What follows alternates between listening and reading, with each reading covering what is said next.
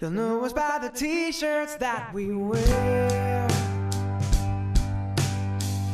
and they'll know us by the way we point and stare.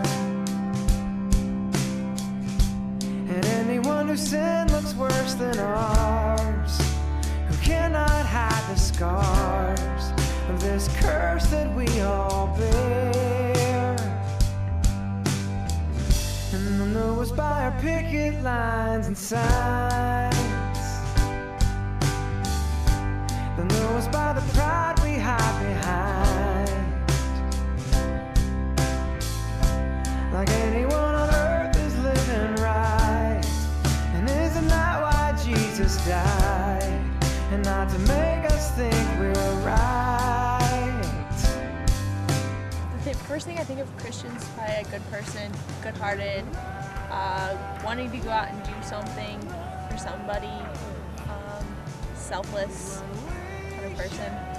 But it's kind of sad because when I think about that, my brain also takes back as like, has a second thought that the world's changing and people, I start to get more of an image of the fake Christian, the people who say they're Christians but they're not. Christianity is like a family, and being a Christian isn't as important as understanding what Christianity is. And so, you know, when you get outrageous Christians who say that we're not doing things right, well, that's not what it's about. What it's about is coming together and understanding that, you know, a sacrifice was made for us. They're using hate to spread their gospel. Yes, at times you kind of wonder if they're throwing it in your face a little bit. You get some people who do that, where they're like, I'm this and this, you're going to hell, blah, blah, blah. And that kind of gets annoying to be told that, because in a sense, we're assuming a lot, we don't really know.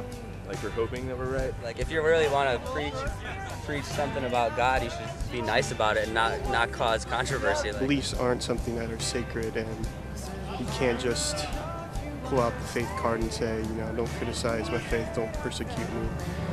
I certainly don't believe in magic, miracles, things of that nature. And I think having such dogma is dangerous to humanity. Because you have people who, in front of everybody, they're the good people, but then they're behind closed doors, and no longer are they that same person. Well, I'm a member of Judaism, but I am a huge fan of Christians. I think that it's important to believe in God, and that God created us, and we should show Him respect, and we should respect all religions. So. I mean, it depends on what you want to talk about Christianity, whether as an abstract thought in your head that you believe in and helps you, or Christianity as some church with some leaders that could be corrupted. So, I don't know, I think overall Christianity is good on a personal level, but as an organized level, I can see where a lot of people have a lot of problems with it, myself included. If you try to be a moderate in religion, then you're theologically bankrupt. When you say you're a Christian, they look at every little thing you do. And there's almost, sometimes, people forget that you're human, you know? So you might say, I love God and I read the Bible, but at the same time, you make mistakes, and people think that by you making a mistake, you're a hypocrite, but in reality, you're just human. So I think people should first take into account that we're not Jesus, we just strive to be like Him.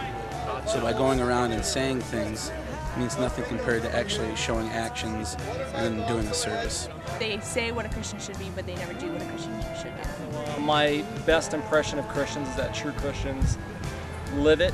They don't just talk about it and preach it. And if they preach about it, they usually don't tend to live it. Jesus preached that you should love God, not that you should stand and that you should condemn people and call them sinners. But I think a lot of Christians are hypocrites because they call themselves Christians, but they don't live it. Just like these people right here who claim to be Christians, but they're not living the love that Jesus said to live. And that was the #1 commandment.